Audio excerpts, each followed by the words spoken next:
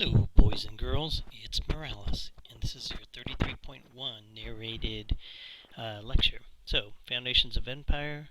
This is part of Chapter 33, The Building of Global Empires. Here we go. Quick goals or objectives. Understand the term imperialism, understand motives, and understand what tools made imperialism possible. This is all about imperialism, so let's start with the definition. The idea of imperialism, first of all, it's a word that was not heard until the mid-1800s. If it was heard, it didn't mean what it means today. Today, imperialism is a very clear meaning and definitely makes reference to the imperialism that took place in the 19th century or the mid-1800s. So imperialism, extending control over a nation or territory or setting up colonies. So when one nation dominates another one. It becomes very popular, the term itself, in the mid-1880s, and becomes accepted as part of the way things ought to be, especially for Western Europe and then later America and Japan. Military imperialism is the main aspect, but later on it turns into kind of a economic and cultural imperialism. And most of the times they run together, so it's not just we conquered you, that's it. It's usually we conquered you and now we're going to extract money from you, economic and military, and now we want you to live more like us or be more like us, cultural imperialism. So usually it's a mix of the three varieties taking place at the same time. So the guy on the right, his name is Cecil Rhodes. Okay, he is the guy that sets up the Rhodes Scholar. He's comes from England, supposed to be quite smart and educated. Goes to South Africa, part for the climate and part to make it rich. And then he does make it rich. He ends up being the diamond mined magnate, incredibly filthy, stinking rich, and very kind of ruthless, in the way he acquires the mines. It's kind of like the wild, wild west out there, and he was very capable, smart, astute, and first in to make a fortune. He's the guy that sets up South Africa for the British, and later tries to extend Africa to, or extend British control into all of Africa. He later serves as Prime Minister of the Cape Colony, but he's incredibly influential in Great Britain, often helping to dictate foreign policy. It's his phrase, from Cape to Cairo, meaning look where his feet are. His right foot is on the tip of South Africa. His left foot is in Cairo, in Egypt. And his reference is that England, or Great Britain, should just dominate this entire area and control it. And he's quoted with saying the line, we, reference to Europe in particular, white Anglo-Saxon Protestant, WASP, are the finest race in the world. The more we control, the better for the human race. It's very clear to us, it's very racist today, but at that time it was accepted, and he's the guy that helps promote it, and he looks around and says, we should dominate, and what's the proof? We are dominating. We're going to talk about this a little bit maybe more when we get into the section 4 about the cultural imperialism aspects. So motives for imperialism are real clear. Okay, first of all, it's economic. That's the main factor. Europe is going through industrialization. We guys covered that in 32. Okay, and with that, lots of stuff starts to improve. Okay, and starts to spread. They need to sell more stuff. They also need the raw products. Where do they get the raw products? From other parts of the world. So European capitalism drives this stuff. They make more money. Okay, more imperialism. More imperialism, more money. And it's a cycle.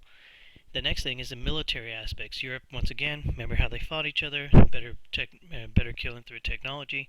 They have the technology, they have the weapons, they're going to have all the things, all the tools they need to do this. And the political reasons, we'll talk a little bit about that, but part of it is the aspects of, like Rhodes said, it's better to have a colony to conquer or a quest, for example, spreading Great Britain or spreading European dominance throughout the world rather than a civil war at home. And religious aspects, we need to Christianize those people because they're going down the wrong path. So that's a big aspect that comes into it to justify it. And then also demographic things. For England, it's getting rid of some of the convicts. So it had a lot of people that needed to be locked up or convicted people. Most of them were just for financial things because they couldn't pay their debts, and so they sent them off to Australia. And then sometimes for dissident populations, dissent, those that were going against the government. Okay, well, ship them out and get them out of here so they don't cause any problems. Okay, the main aspect, once again, show me the money. It almost always comes back to this aspect. Okay, other places have raw products. England, going through industrialization, starts to produce all that cotton. Okay, cotton cloth, textile industry. Where do they get the cotton from? They're going to get it from India. They're going to get it from North Africa. They're going to get it from the Americas. They need these things. They need tin. They need copper. They need all these items to run their factories and stuff. Where are they going to get them? From outside of England. England doesn't have any things. They have coal. They have iron. But other than that, they don't have it. Okay.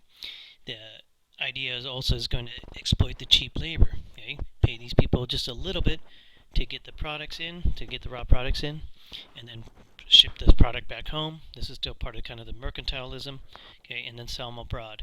Now, the expansion of markets, the idea is that by having these places, these colonies, you're going to have a place to sell them. But that was very limited. During the time, many people sold it off. If we build a colony, not only can we get raw products, but we also have a place to sell the finished product. Well, the finished product never really gets sold there because the people in those colonies had little money to actually buy those things. Yes, some of the wealthier people that came over and dominated things could purchase the products, but there were very few compared to the mass of people who lived in really wretched poverty compared to what was going on in England and elsewhere.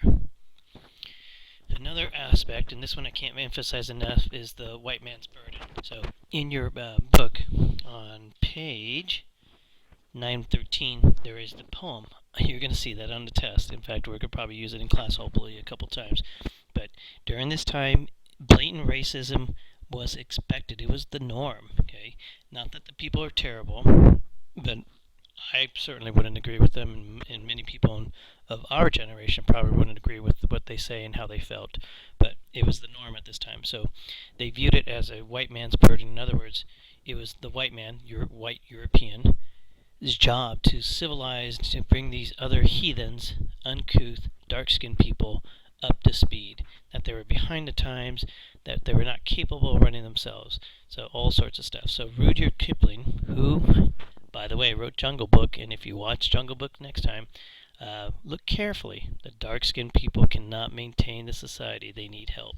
Okay, Rudyard Kipling, who was raised in India, so he's the one that pens The White Man's Burden, and it's all about, like we just said, where the European people need to show them the way for the uncouth, uncivilized, and lesser peoples of the world. The French had a similar word, so it's not just the British. Okay, the mission civilisatrice. Okay, our mission is to civilize them because they are not civilized. So once again, remember that careful with the word or the connotation of civilization. It makes reference to if you're civilized, it means someone else is not civilized. So when you civilize someone, you're basically saying they don't know anything. Okay, geopolitical consideration. Geopolitical is a term that becomes popular. It just means the world politics. So all this stuff is starting to get smaller and smaller. Okay, this happened with industrialization, with the spread of transportation and communications, making it smaller and smaller, and the world becoming tighter. So with the Europeans starting to trade and get involved in other places, connecting the world, that's what they're talking about. In the past, places like China were very separate from everything else and far, far away. Well, now they're involved. So we talked about these things quite a few times. So geopolitical considerations are things like, hey, Europe needs waterways. The Suez Canal, the Panama Canal, ways to transport things quicker, faster.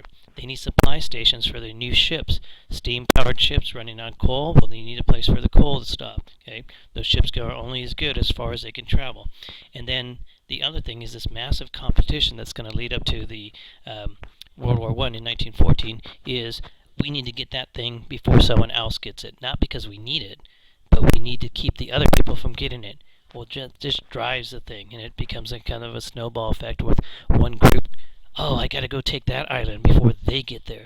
Okay, and then later on, most of the European nations are going to get involved in this, as well as Japan and also the United States, in the same thing. It's a race to get colonies. Domestic political considerations. So this is kind of a minor aspect, but it's a big thing in England.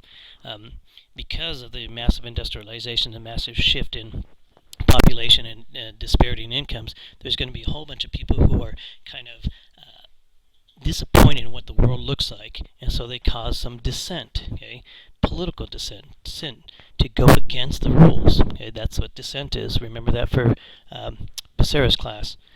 Okay, so there's this crisis of industrialism. Remember what we talked about with Karl Marx, the communist and socialist, new ways to do things. Well, it continues, and there needs to be some release of this pressure, or else there could be civil war. Some people say, well, those people who are discontent, ship them out, make them go to colonies, or give them an opportunity where a colony might sound good. So they're not necessarily being sent on, against their will. Sometimes they're being sent because, hey, maybe I'll make it better in a colony. So this might be part of the aspect. Okay, so pressures from nascent socialism, that means the beginning of socialism, will drive that. Imperial policy distract proletariat from domestic politics. This is that game that, remember what Marx said, that there's the bourgeois and the proletariat. Well, the bourgeois have now created a situation where the proletariat will be distracted by, hey, it's our job to go conquer the world. And he calls this a distraction. Rhodes calls it, hey, this is an alternative to civil war in the sense that by going and conquering someone else, we're not at home beating up each other. So if you're bored at home, you're going to pick a fight with your sister or your brother. But if you guys are out on an adventure beating up the neighbor's kids, you won't fight against each other. Okay, so that's Rose's view about it. All these are wrapped up into this huge mix and tangled web of why they're starting to imperialize.